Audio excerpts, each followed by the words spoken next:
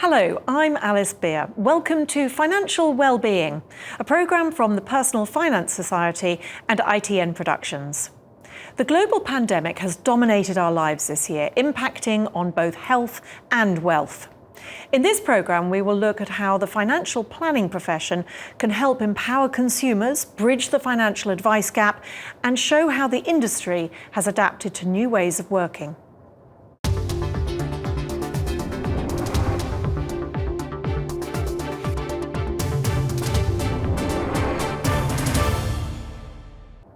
"2020 has been defined by COVID-19, which has of course impacted the global economy. But how have financial advisors responded to the implications of the pandemic? Keith Richards is the Chief Executive of the Personal Finance Society, and he's been speaking with Natasha Kaplinsky. How have financial advisors responded to this big challenge? Yeah, thanks, Natasha. It's a really good point.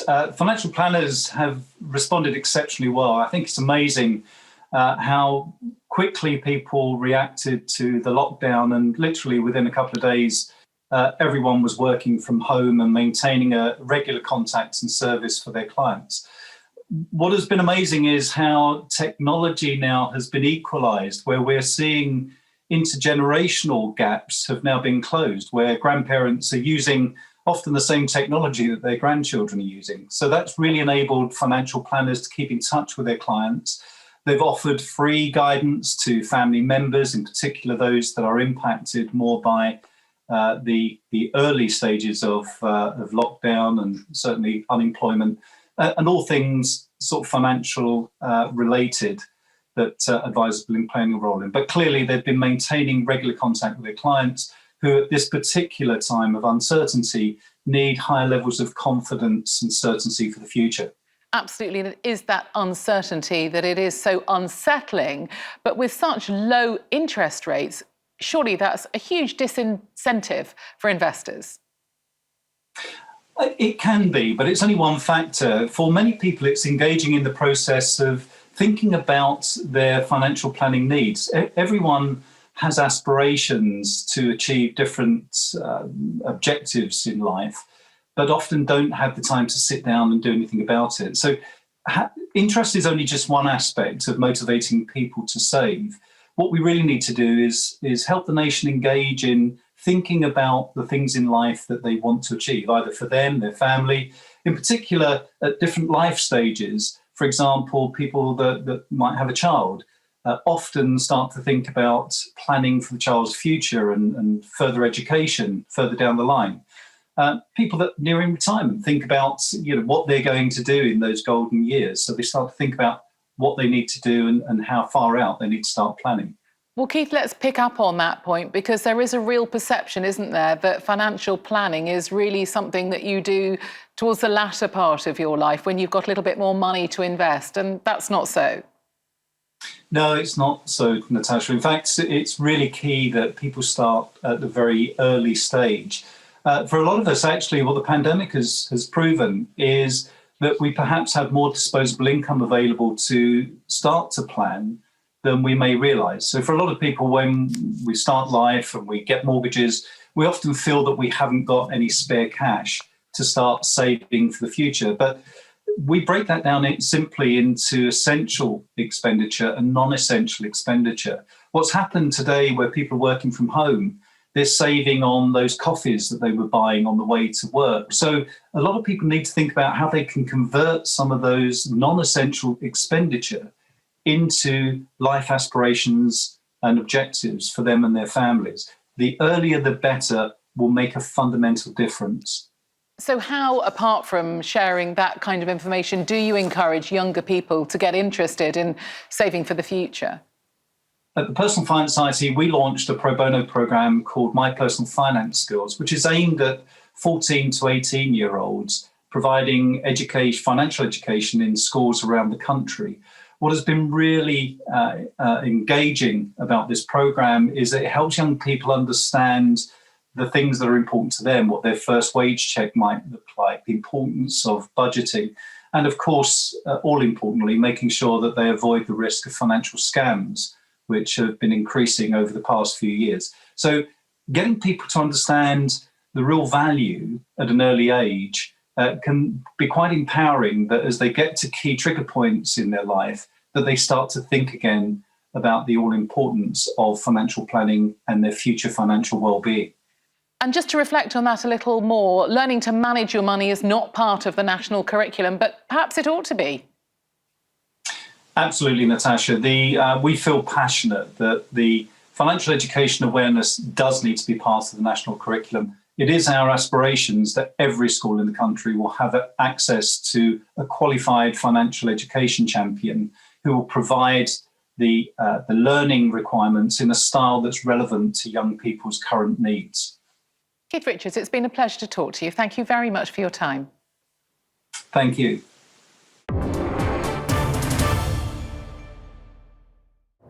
The 2015 budget gave the pension system its biggest shake-up in a generation, as the pension freedoms gave people more flexibility over what they could do with their money.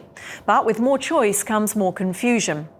Just Group helps its customers to achieve a better later life and supports financial advisory firms through training, education and product solutions.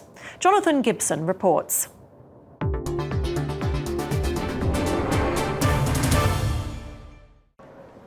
Life expectancy is on the up. Most of us are living for longer. But how do we fund retirement?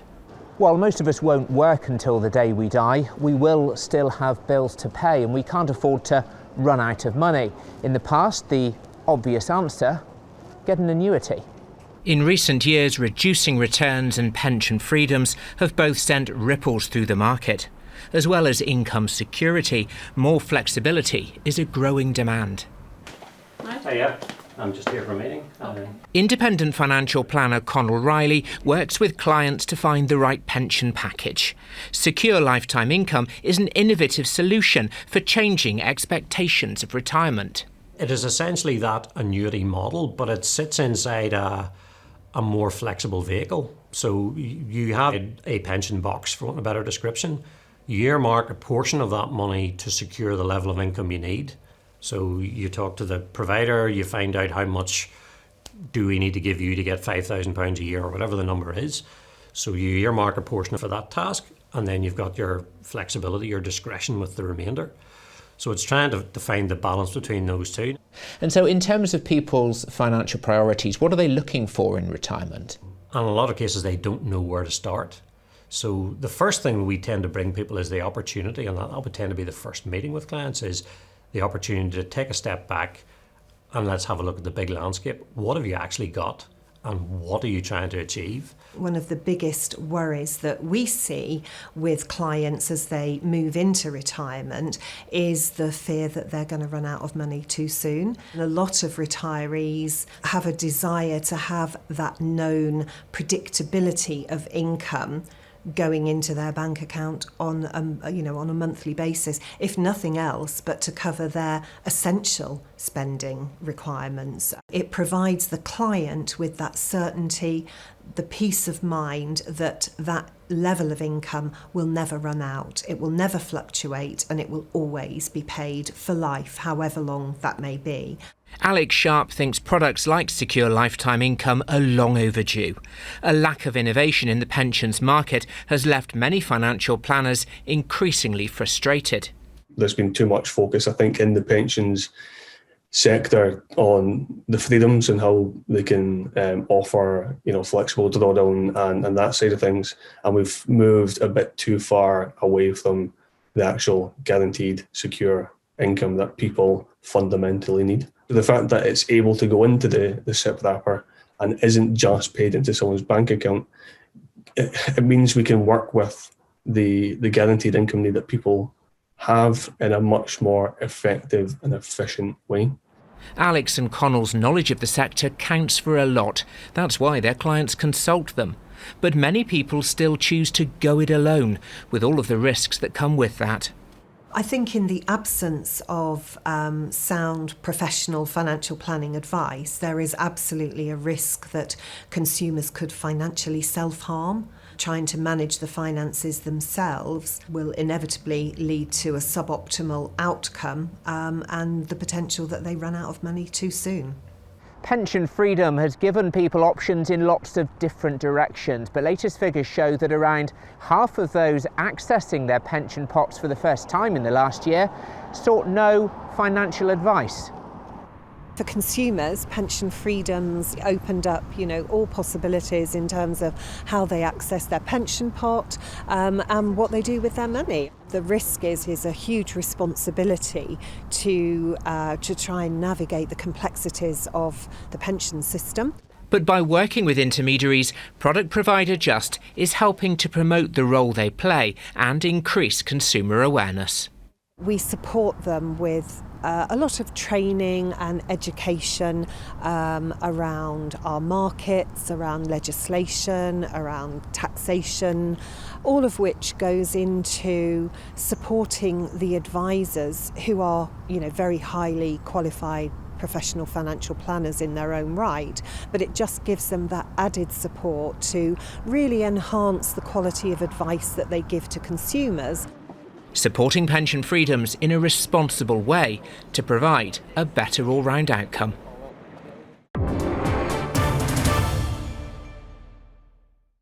In today's world, most people choose to sort out their decisions about money themselves.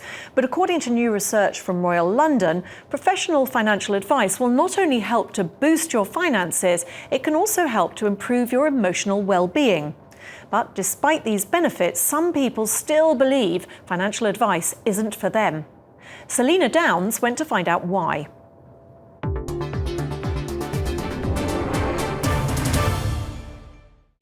Does financial advice have the power to deliver game-changing benefits to customers? Royal London believes it does. In 2019, Royal London worked with the International Longevity Centre to try to put a number on the difference that professional advice can make. The research found that in the space of just 10 years, customers who sought financial advice were, on average, £47,000 better off than those who hadn't. Having shown that getting financial advice boosts finances, Royal London also wanted to understand whether it helps improve how people feel about their finances and their future.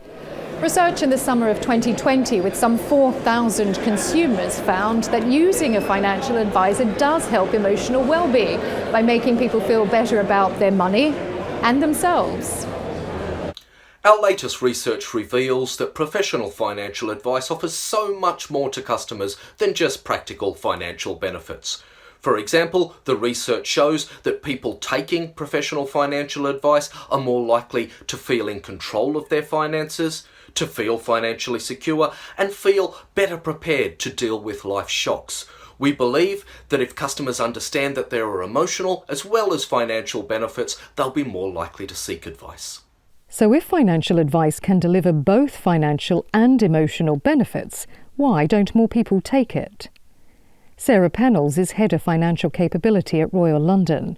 She says in some cases it's because people are confused about what an advisor actually does and what they charge. They're just not sure what the costs are and how to go about asking. But they're also not quite sure what they're going to get if they do talk to a financial advisor and end up sorting out their finances themselves.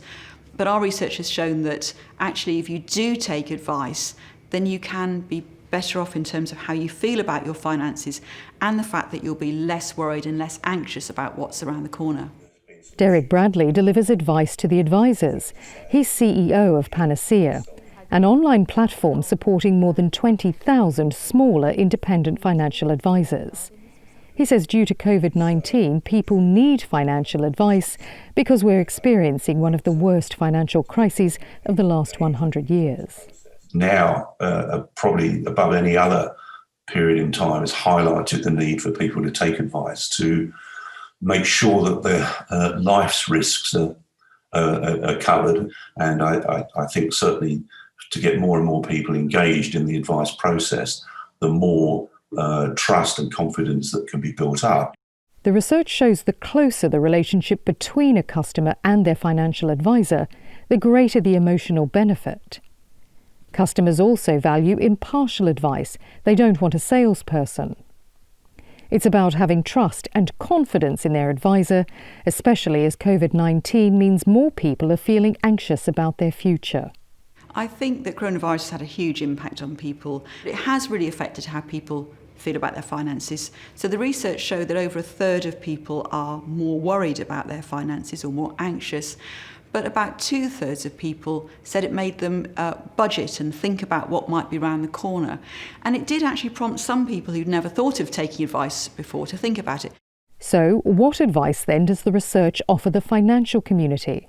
I think there's a real opportunity here for both us as a financial provider that really champions the value of advice and the advisor community to explain more clearly how taking advice from a financial advisor can benefit you, not just in financial terms, but in emotional terms, including peace of mind and you feeling clear about what your options are. And that's good advice.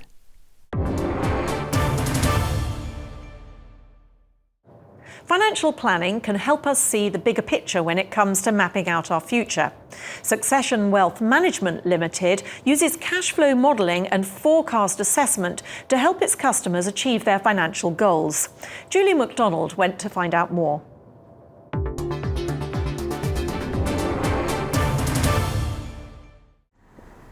Knowing which road to take to reach financial freedom is complex, regardless of our age or stage of life. Shock-proofing our financial health isn't often top of the priority list, and yet planning for our future wealth and making sure we can recover from any financial setbacks is vital for quality of life. So why then do so many thousands of Brits miss out on the opportunity to take a true command of their financial future? British people generally don't talk about their income. Often husband and wives won't talk about their income between them. We don't talk about our financial aspirations, our dreams. We tick off the relatively low items in terms of common items, such as I want to buy a house, I want to be a property owner. But we don't say, I would love a second property when we're in our 20s. We don't map that stuff out. Without mapping that stuff out, we can't actually then plan for that. I believe as a profession there's more that we can do to encourage clients to have financial confidence, to talk about financial well-being. That is one of our important aspects of Succession Wealth. We believe in mental well-being, physical well-being, and also the importance of financial well-being so that people do have the confidence to live the life that they want to live. But if people are to thrive and not just survive the challenges of managing their income, then good financial education and professional financial mapping is key. A team of financial advisors based across the UK has put its weight and experience into treating financial resilience as a must-have life skill. Chartered financial planner Paul Campion showed me how the team model a person's financial journey to success across a lifetime. The model really helps clients understand graphically in a different way to an Excel spreadsheet how their finances are likely to pan out. The green bars here show the client's mortgage gradually reducing over time. We've got a consistent sized cash reserve in the dark blue. I think I've got the best job in the world. I get to ask people what they want their wealth to do for them, what are their dreams, what are their aspirations, and then I get to map out to them and more often than not tell them that they can achieve the majority of what they want to achieve. And a lot of people don't realise just how much they've got. So I get to tell people, you can retire today if you want to. And their faces light up and their husbands or wife faces light up. I give them the confidence to make financial decisions. Paul is working with long-term client Joni, taking care of the financial aspirations of 3 generations of one family. The planning, it's that sort of glimpse into the future, I suppose, which helps us to be able to really understand, where we're going and, are we going in the right direction? Are we doing the right things? Whether it's planning for a holiday or, the next car. Derek, my husband, is 57. He's looking to, he'd like to retire at 60, or at least tone down what he's doing. So it's working with you to enable us to do that, to achieve our life goals. So it's really sort of about a lifestyle or life goal planning, really. For Chief Client Officer Sarah Lord, every client's journey is completely unique. The focus of Succession Wealth is recognising the individual success and the uniqueness of our clients. It is about our client experience, and also the fact that Succession Wealth is a large national business, but we really focus on delivering local service. Finances are under pressure for many, so how we can best serve and come together as a profession to build strength to support our clients. Walking the path to a successful financial future shouldn't be a lonely journey. Expert hand-holding and guidance can open the door to financial literacy and wealth changing hands from one generation to the next.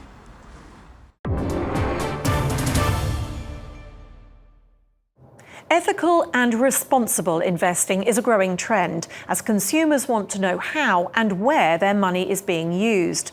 But does ethical investing necessarily mean compromising performance?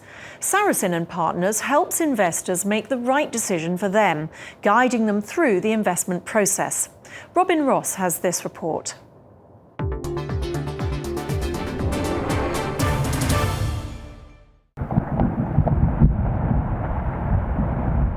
Global issues such as climate change and plastic pollution are reshaping the world of investment. There's a growing trend among investors worrying about the industries they are funding. The really big change that we've seen is this adjustment from thinking about money as just a financial item to really understanding that behind every company you invest in are people and impact on nature. And those are a new understanding, it's a new philosophy, if you like. That money isn't just standing on its own, it's dependent on other things.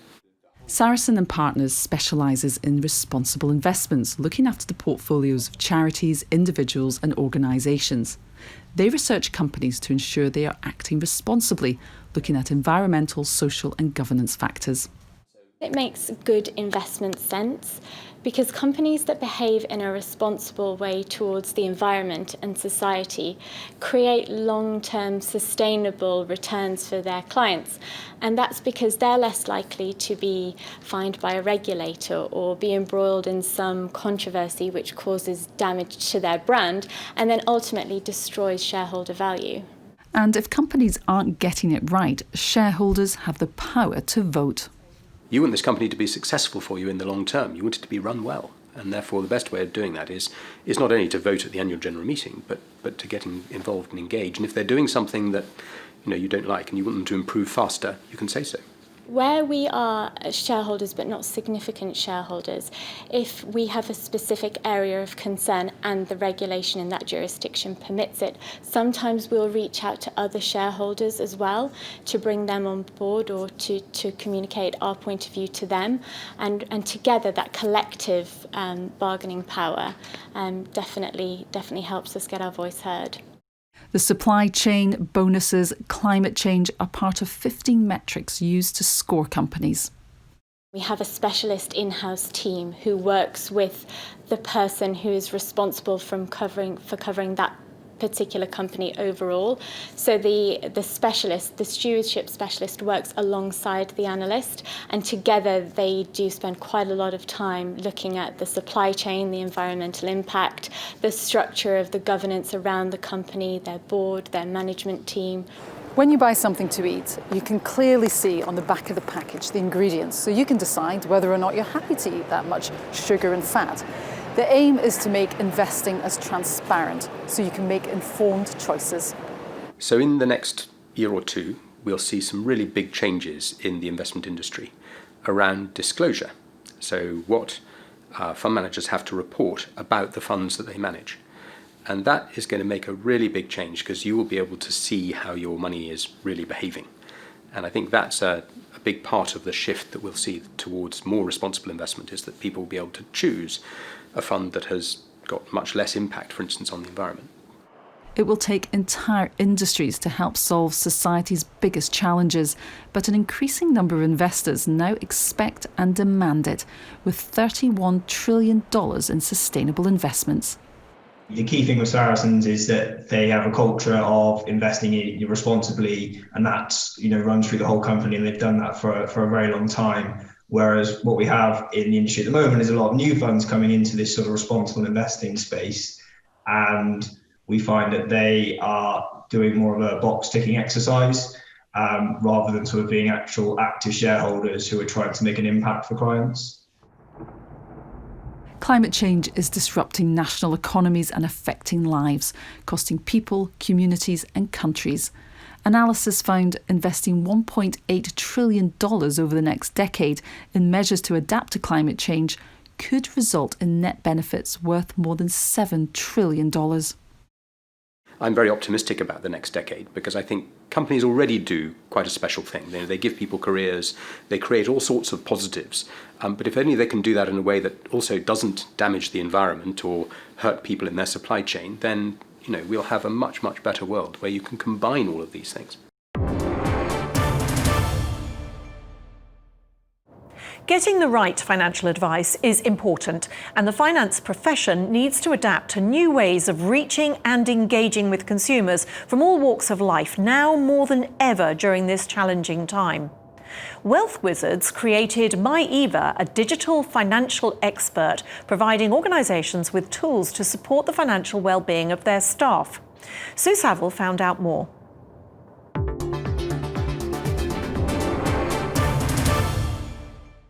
Financial worries among the workforce account for over 4 million days taken off work in the UK every year, according to the Financial Conduct Authority, costing British businesses an estimated £1.6 billion a year. Yet, for the many millions who might need help, there are only 26,000 financial advisors in the UK, creating an advice gap. This is where technology comes in. If someone asked you how you feel about your finances, what would you say? A digital personal financial advisor available 24/7, regulated and confidential. That's the idea behind MyEva from Wealth Wizards, using their Turo platform technology, encouraging users to address their finances in an engaging, friendly way that's personalised and jargon-free, according to Wealth Wizards founder and CEO. Everybody starts out by going through what we call a financial health check. And that's really the onboarding journey, if you like, the first thing you do.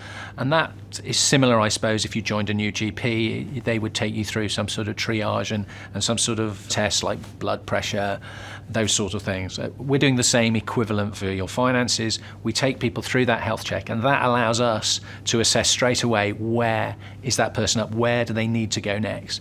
The MyEva Health Check produces not only personalised guidance and advice about options like budgeting, savings and pensions, but also provides anonymised data that enables employers to better support staff with their financial well-being and mental health.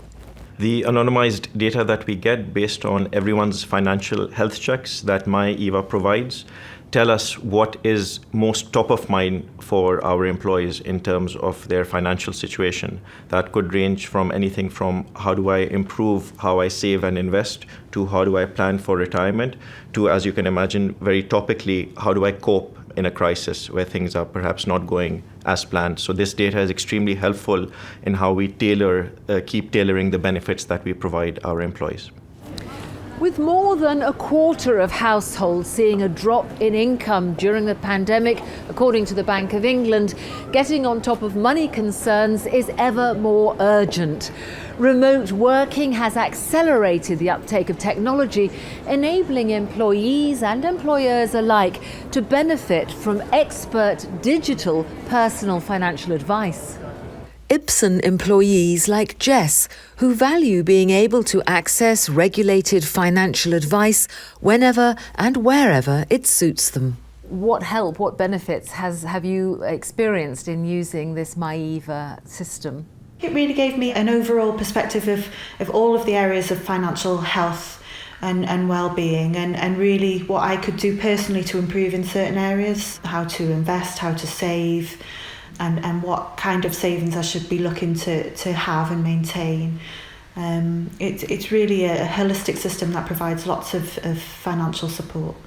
Employers like Ipsen recognise the huge part that financial well-being plays in overall mental health. So far this year, employees who used MyEva increased their company pension contributions by up to 59%, investing in their own futures, while their employers use a little digital wizardry to empower them. MyEva and Wealth Wizards itself is really set up, is all about how do we make financial advice more accessible and affordable to ordinary working people. Having in place a secure financial future becomes all the more important in an insecure economic climate. However, what value do you put on financial advice? In this report, we address the advice gap, the perceptions and barriers to accessing advice, and the value the right financial advice brings. Good financial planning isn't just about managing money, it's about achieving your objectives. My name's Andrew Mason. I love walking. I go out every day with my wife, 3 or 4 miles a day. Living in this area, it's easy to do that. Andrew's always recognised the importance of planning for the future, but past experience with financial advisors hasn't always been, let's say, positive. My first financial advisor went to jail. I didn't realise that all the time he was in jail he was still receiving commission. I then subsequently tried to engage a couple more. I found them unprofessional, driven by a need to get commission rather than looking after me. So quite honestly, I thought they were a load of sharks and I had no time for them. Of course, a financial advisor getting jailed is incredibly rare, but it doesn't help perceptions. And let's be honest, that perception persists in some quarters. The industry still has people it needs to win over. But in an increasingly uncertain world is growing recognition of the value of good financial advice. Chartered financial planner Robin Melly is using a back-to-basics approach to improve people's perceptions of the industry. If you sort of bring it back to a sort of an individual basis, if I look at the clients that I've got that are the most loyal and I've had the longest relationship with, they're generally the ones where I've been there to offer a safe pair of hands in times of vulnerability. If we do that across the profession, then word will get out that the profession of financial planning and financial advice is a safe pair of hands. So I firmly believe that the solution is wrapped up in the development of high standards. It's this approach which won over Andrew. He's now one of Matrix Capital's clients and has gone on to help it develop its corporate social responsibility policy after being appointed a non-executive director. I suppose they weren't obsessed about money. It seems an odd thing. I mean, they were far more interested in me, in what I wanted to do with my life. And it was the focus on looking at me as and my wife and family, what we wanted to achieve, what our ambitions were. And at the end of it, the finance and what we did with the money was almost incidental. But overcoming negative perceptions isn't the only barrier to new business. There's concern in the industry that a shortage of professionals and rising costs could drive some customers away. I think that's very true. There is definitely an advice gap because there are only about 40,000 members of the Personal Finance Society. So there aren't enough of us in society to serve the needs of people. And I think more recently, the cost of giving advice has rocketed, particularly with the FCA fees, the FSCS levy, which has now gone up significantly, and also the cost of professional indemnity insurance has caused firms like ours to have to increase fees, which inevitably disenfranchises more and more people from taking advice. So I think it's getting worse, and it's a problem that does need to be addressed by all of us in the profession. Other changes are having an impact as well, like more remote working due to the pandemic. It means more client meetings are taking place online, but according to Robin, it's actually helping some clients feel better connected. We're having more contact with some clients, and they really appreciate it. And I think where we're adding value at the moment is by focusing on delivering service to our existing clients. And sometimes it's just providing reassurance that they're on track and making minor adjustments. Continuing to rebalance and review investments is very important, making sure they've got good liquidity and encouraging them to maintain a focus on the longer term. So the planning principles don't really change. And it seems to be working. They made me appreciate what I'd got, what I was spending, and how that was going to impact on my life going forward. I think it's been 8 or 9 years now.